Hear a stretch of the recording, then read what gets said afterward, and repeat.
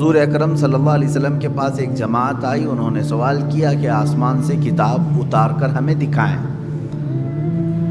تو اللہ تعالیٰ نے فرمایا یہ تو آپ سے یہ سوال کی ہے کہ آسمان سے کتاب اتار کر کے دکھائیں، اس سے بھی بڑا سوال انہوں نے موسیٰ علیہ السلام سے کیا تھا۔ کیا سوال کیا تھا؟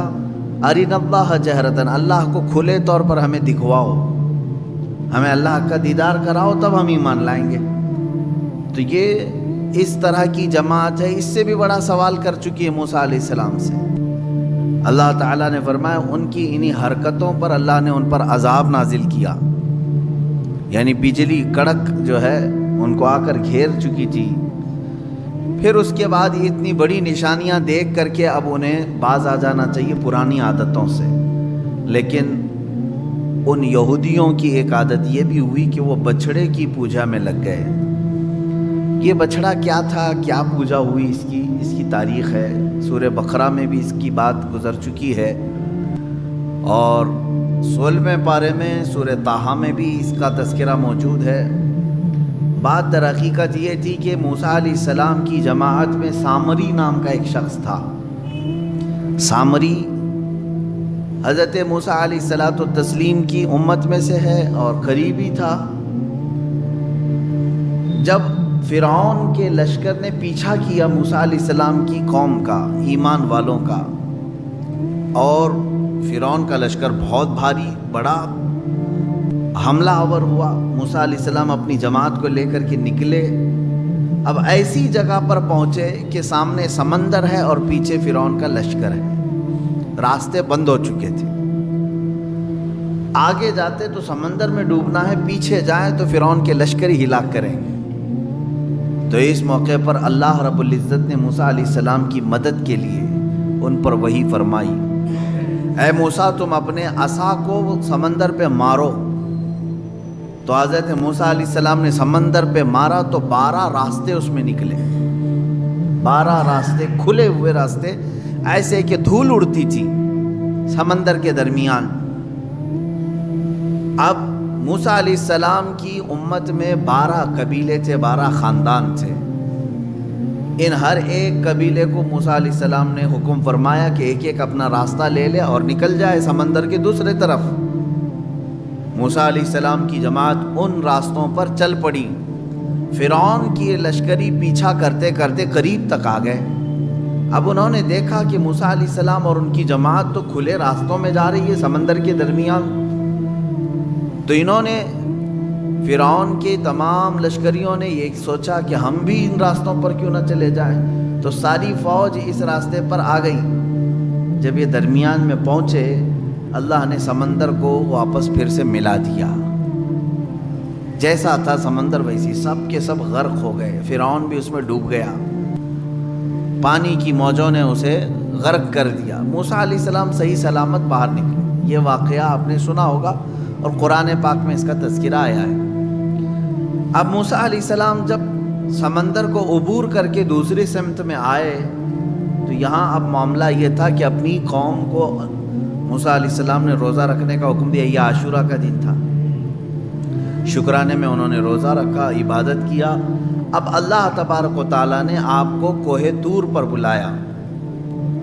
طور ایک پہاڑ ہے، آج بھی مصر میں سینا ایک علاقہ ہے اور اتنی لمبی پہاڑیوں کا سلسلہ ہے کہ ختم نہیں ہوتا، تقریباً 100 کلومیٹر تک بھی آپ جائیں تو پہاڑ ہی ہے، بیچ میں کوئی گیپ نہیں ملے گا۔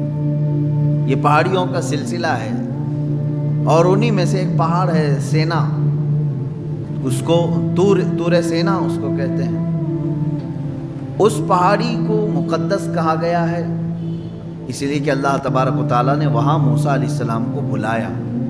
موسیٰ علیہ السلام اپنی قوم میں اپنے بھائی ہارون علیہ السلام کو نائب بنا کر کے گئے۔ ہارون علیہ السلام طبیعت کے بڑے نرم مزاج تھے، بڑے نرم سے۔ موسیٰ علیہ السلام کا جلال اور ان کے تمام رعب و دبدبے سے لوگ خوف کھاتے تھے، ڈرتے تھے۔ ہارون علیہ السلام کے ساتھ ایسا معاملہ نہیں تھا۔ موسیٰ علیہ السلام جب کوہ طور پر گئے تو 40 دن تک قیام کیا، واپس نہیں آئے اپنی قوم کے پاس۔ 40 دن تک وہیں ٹھہرے رہے کیونکہ تورات اتر رہی تھی، کوہ طور پر جب آپ گئے تو تورات جو اللہ کی کتاب ہے وہ اتاری جا رہی تھی، 40 دن لگ گئے.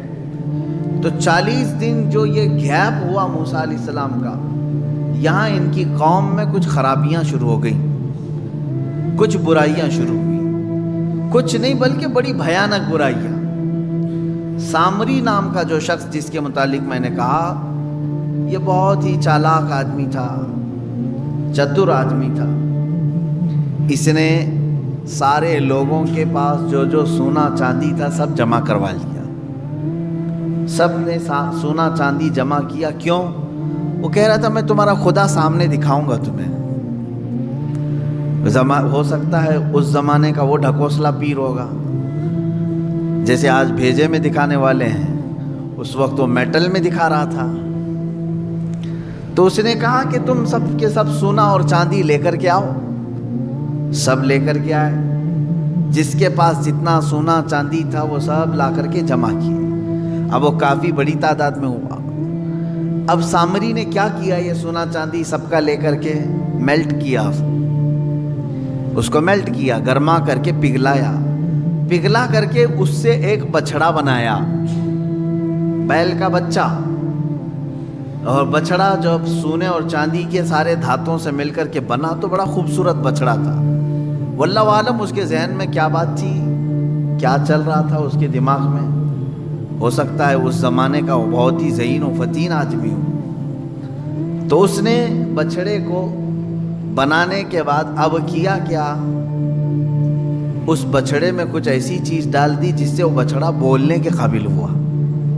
سیل نہیں، بیٹری نہیں، یا کمپیوٹر کا زمانہ نہیں، بچڑا صاف بولتا تھا.